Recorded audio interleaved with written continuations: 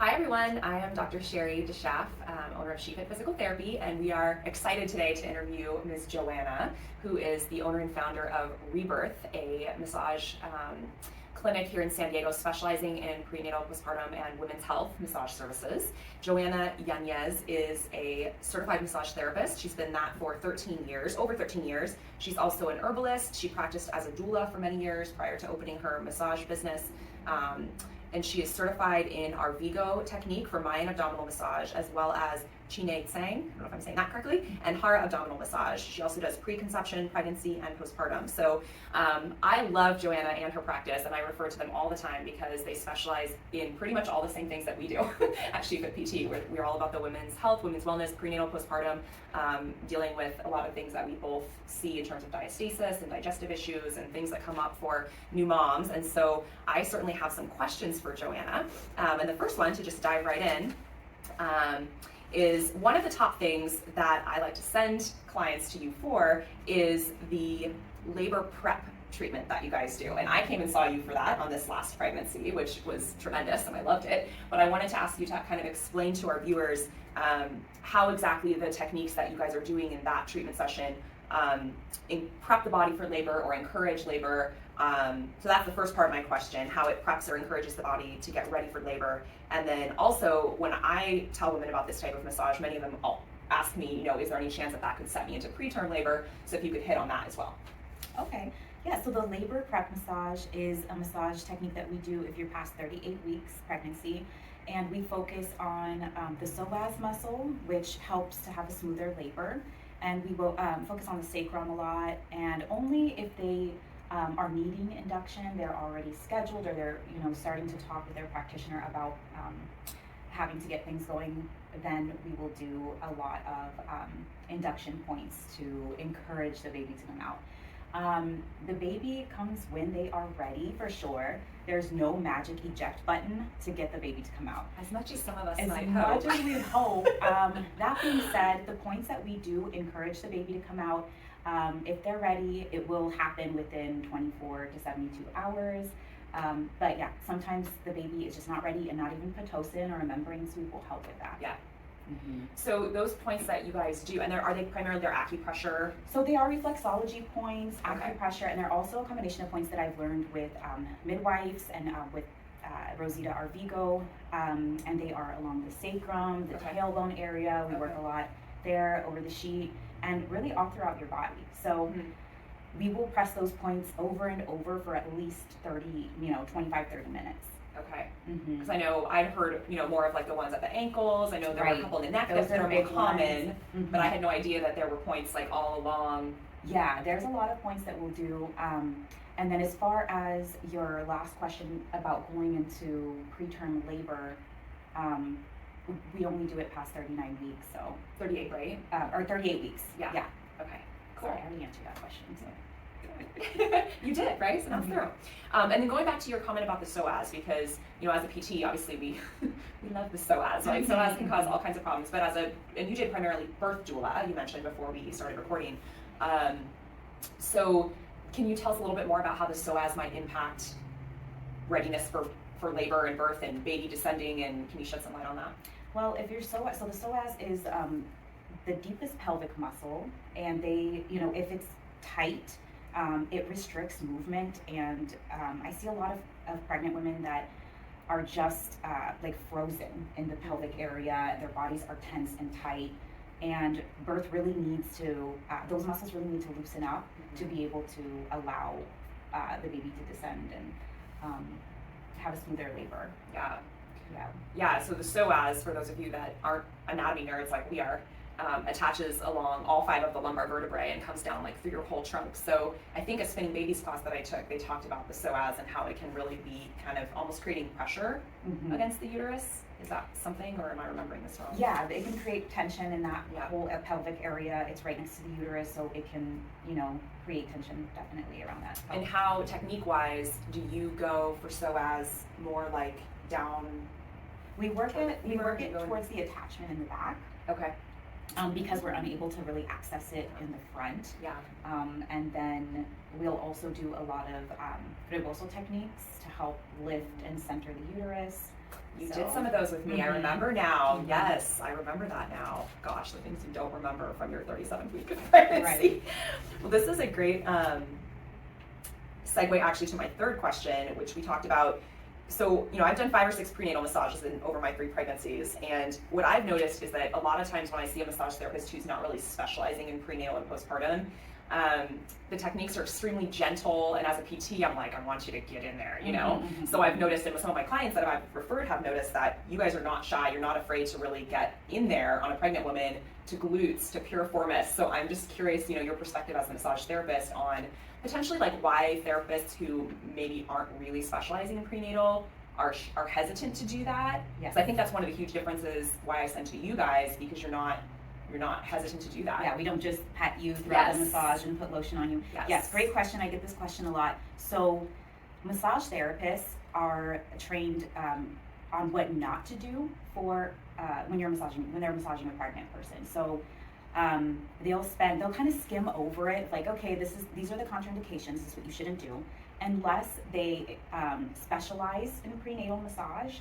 They are pretty much just scared about touching a pregnant woman's body. Yeah. And so, to err on the side of caution, they are just going to do a lighter massage, work the lymphatic, try to get you to relax. But pregnant women need deep tissue. They want deep tissue. They should have deep tissue. Like, there are no ways for us to find relief when we're pregnant. We don't want to be taking a bunch of medication, and so physical therapy and massage are just such great ways to find relief for all those aches and pains during pregnancy. I totally agree. Yeah. Just because you're pregnant does not mean that muscle isn't really tight and needs some decent pressure to get released. Exactly, and because there are pressure points throughout the body that if you do over and over and over again might induce labor if the baby is ready, and we are taught that in school, they're just overly cautious. Sure. And maybe they should be, they tell you if you want to delve more into prenatal, specialize in prenatal. And to be honest, not a lot of therapists want to specialize in prenatal. So there you go. You go to a lot of massage places and they're like, okay, yeah, I can massage a pregnant woman very lightly because that's all the training they've had. Yeah.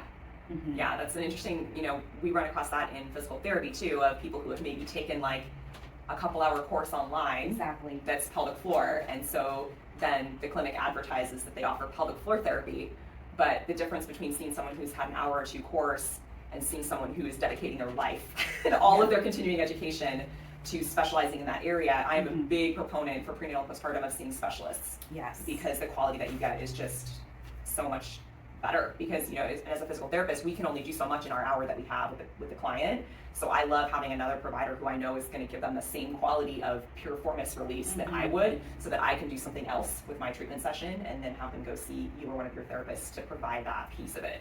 Yeah, it complements each other so well. So moving from prenatal to postnatal, another thing I refer a lot for is that postnatal abdominal or womb massage that you guys offer. That's, I think, very rare, right? It's not common that massage therapists are trained in that. So can you share kind of, I know you do several different approaches to that. We mentioned the Mayan technique, is it Qigong? The Qigong. Yes. And then the Hara technique. Yes. So can you talk a little bit about those techniques and how they address the abdomen and the womb? And I know that can potentially benefit diastasis recti, digestion, 100%. So yes, there's so much I want to say on this topic. I'm like, okay. So Qigong is a Chinese modality of abdominal massage, and there wasn't too much emphasis on womb care during that. It's more digestive and focusing on the other organs. So I do incorporate Qigong and Hara massage in all of my therapies, but it's mostly based on my abdominal massage, aka sobada de matriz, aka womb massage, aka abdominal massage. And this is an ancient, centuries-old form of a healing modality of preventative care, and it's done across the world. I mean, has roots in Mexico, it has roots in the Philippines, it has roots in Africa, the Middle East. I mean, there's so many places, and postpartum care looks like in those areas, traditionally, focusing on body work for a woman who's just had a baby. So think about when you're pregnant, all of your organs are like pushed up here, pushed to the side. There's just, they need love. So after you give birth, everything feels kind of all over the place. Women have a lot of digestive issues. The uterus is going back down. This is a really important time to focus on healing the abdomen. So we will do a gentle massage depending on how far along postpartum they are, and we will focus on the digestive system. We'll focus on lifting and centering the uterus, and really just speeding recovery.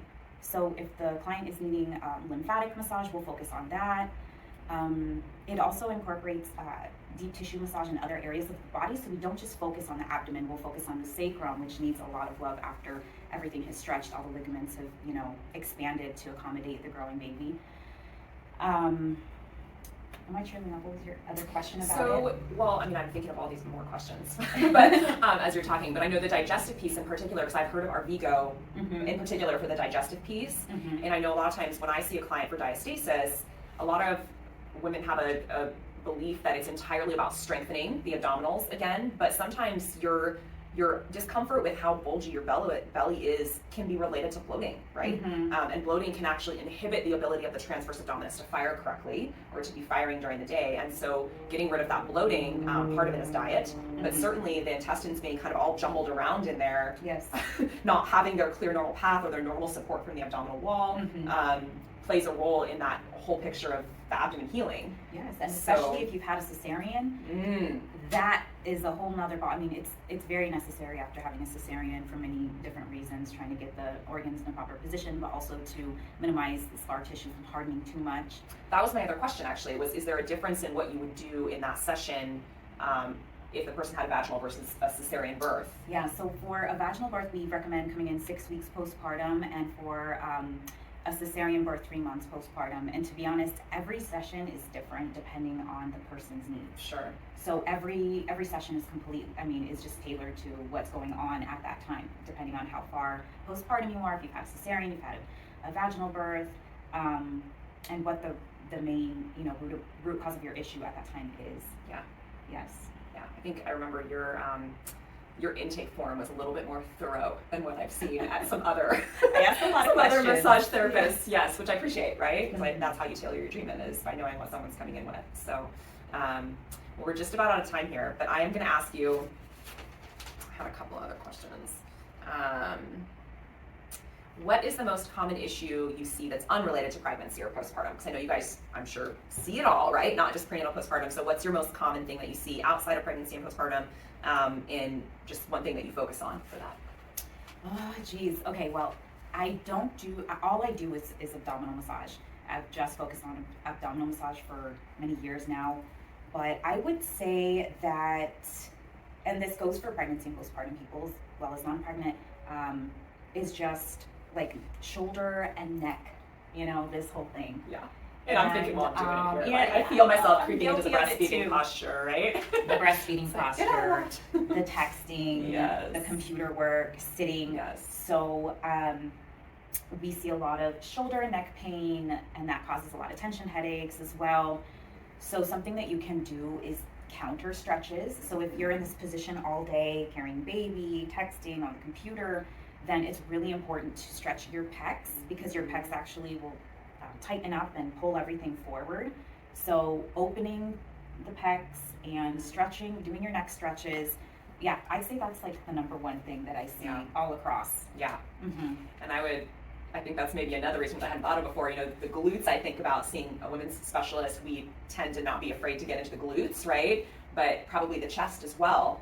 A lot of therapists who maybe aren't specializing in women's health wouldn't necessarily want to target this area too much, but if you see someone that's what you do, then you're not afraid to hit those pecs and get those opened up again. So, and now you guys offer also at Rebirth, not just massage, you're also offering steaming. Yeah, so you just kind of go real quick through the things that you guys offer aside from massage. So aside from massage, we offer the yoni steams, we offer cupping, we offer hot stone. I guess that's all related to massage. So the yoni steams are like a sitz bath, and we put you on a special bench, you're draped in a robe, you have privacy, and we put a pot of steaming herbs under you that have anti-inflammatory properties, antibacterial, very antioxidant rich, and it's very super relaxing, and that's because it relaxes your whole pelvic area and all the muscles in there. So it's relaxation to the core, literally. Like a steam room for your. Mm-hmm.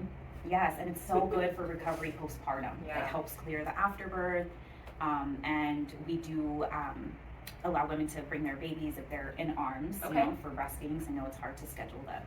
Yeah. But yeah. Great. And how soon Massaging your can folks do that after birth? So after birth, it's different. If you're if you've had a cesarean, you have to wait until your incision is completely healed. If you're vaginal birth, you have to wait. If you've had any tears, that has to completely heal. Okay. And yeah, otherwise you can come in pretty soon.